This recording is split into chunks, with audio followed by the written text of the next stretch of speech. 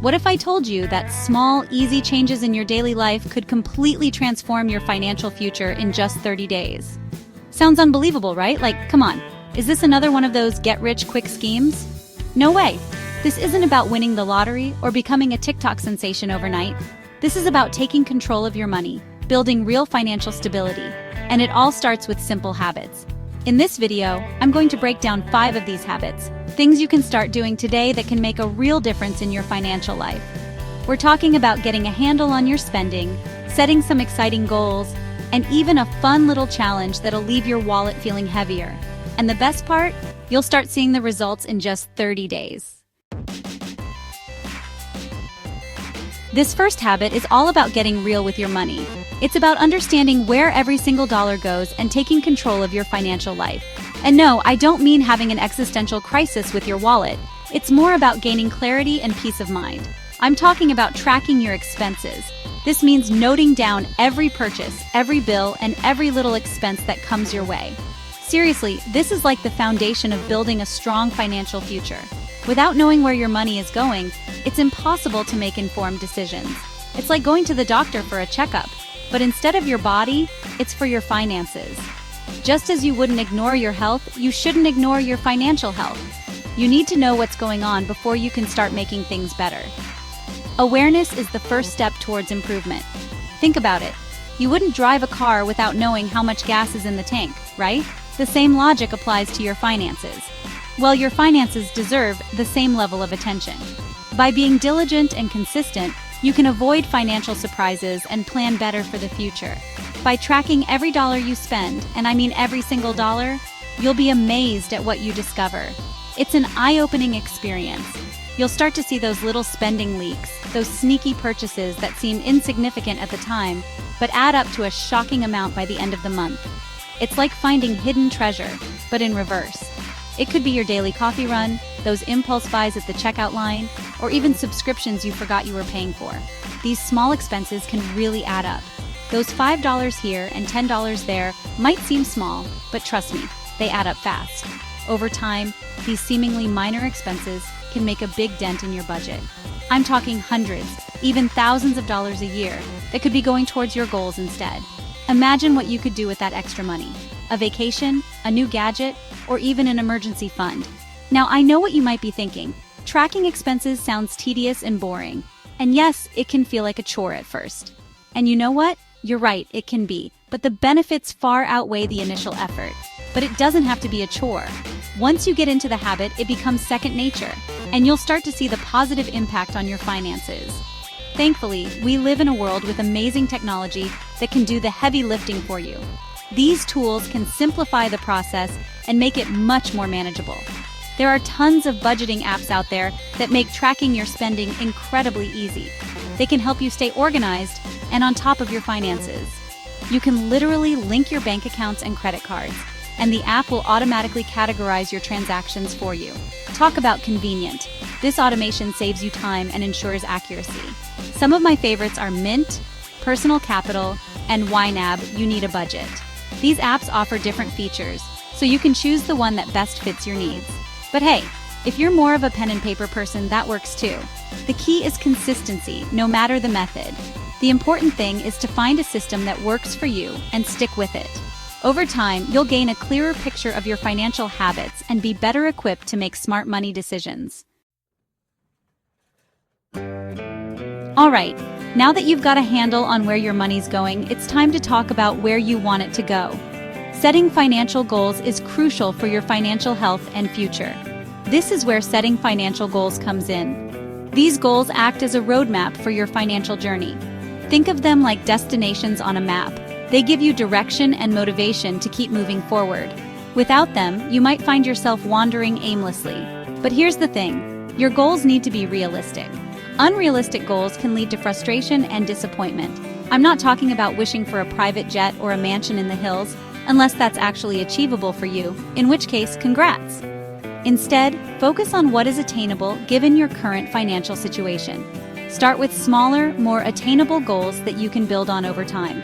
These small wins will keep you motivated and on track. Think about what you want to achieve in the short term, like in the next month or two. Short-term goals are the stepping stones to your larger aspirations. Maybe you want to create an emergency fund to cover unexpected expenses, like a surprise car repair or medical bill. This can provide peace of mind and financial stability. Or perhaps you want to pay off a small credit card balance that's been stressing you out. Reducing debt can significantly improve your financial health. Once you've got those short-term goals figured out, you can start thinking about your long-term aspirations. These are the bigger dreams that require more time and planning. This could be anything from buying your dream home to retiring early or traveling the world. Long-term goals give you something to look forward to and work towards. The key is to break down those big, seemingly overwhelming goals into smaller, more manageable steps. And remember, be specific. Specific goals are easier to track and achieve. Don't just say, "I want to save more money." Vague goals can lead to procrastination and lack of progress. How much more money? By when? Instead, say something like, "I will save $500 in the next month by cutting back on dining out and entertainment." By setting clear, realistic, and achievable goals, you'll be well on your way to financial success. Remember, it's a journey, not a sprint. Take it one step at a time and celebrate your progress along the way. Chapter 3. All right, are you ready for a challenge? One that could potentially save you a ton of money and completely transform your relationship with spending? Imagine the freedom of not feeling the urge to buy something every time you see an ad or walk past a store. I'm talking about the 30-day no-purchase challenge. It's a simple yet powerful way to reset your spending habits. Now, before you click away thinking this is just another one of those restrictive, no-fun challenges, hear me out. This challenge is designed to be empowering and enlightening. This isn't about depriving yourself or living like a minimalist for a month. It's about gaining control over your financial decisions and understanding your true needs versus wants. It's about becoming more mindful of your spending habits and breaking those impulsive buying cycles that can wreak havoc on your finances. Think of it as a financial detox. Here's how it works. For the next 30 days, commit to not making any unnecessary purchases. This means being intentional with every dollar you spend. And by unnecessary, I mean things you don't absolutely need. We're talking new clothes, gadgets, takeout, fancy coffee drinks, and those spur-of-the-moment buys. Those tempting online deals that pop up in your inbox, you know the ones. They can wait. Now, I'm not saying you have to live like a hermit for a month. You can still enjoy life and have fun without spending unnecessarily. You can still buy groceries, fresh produce, and other essentials that keep your household running smoothly. Gas for your car, paying your bills, and other necessary expenses are all allowed, and all that essential stuff. The goal here is to become more conscious of your spending and identify those areas where you tend to overspend. By tracking your expenses, you'll start to see patterns and understand where your money is really going. During this challenge, you'll be surprised at how creative you can get with what you already have. Rediscover hobbies, DIY projects, and other activities that don't require spending. Instead of ordering takeout, try cooking at home. Experiment with new recipes and enjoy the process of making meals from scratch. Challenge yourself to create delicious meals using ingredients you already have in your pantry. You'll be amazed at what you can whip up with a little creativity and effort. Chapter 4. Let's talk about staying on top of your finances without feeling like you're back in accounting class. I'm not talking about spending hours every night hunched over spreadsheets, agonizing over every penny. Instead, I want you to dedicate just 15 minutes each week to reviewing your finances. Trust me, those 15 minutes can make a world of difference. Think of it like a weekly check-in with your money. Pick a day that works best for you, maybe Sunday evening while you're relaxing after dinner, and make it a non-negotiable appointment in your calendar. During your weekly financial review, take a look at your spending from the past week. Are you sticking to your budget? Did any unexpected expenses pop up? This is where that handy-dandy expense tracking we talked about earlier comes into play. Next, check in on your savings progress. Chapter 5. Let's talk about budgeting, but not the kind that makes you want to run for the hills. Forget complicated spreadsheets and restrictive spending plans. I'm about to introduce you to a budgeting method so simple, so straightforward, that you'll actually want to stick with it. It's called the 50/30/20 rule, and it's about to change your financial life. Here's the breakdown. This rule suggests dividing your after-tax income into 3 main categories: 50% for needs, 30% for wants, and 20% for savings and investments. let's break it down even further.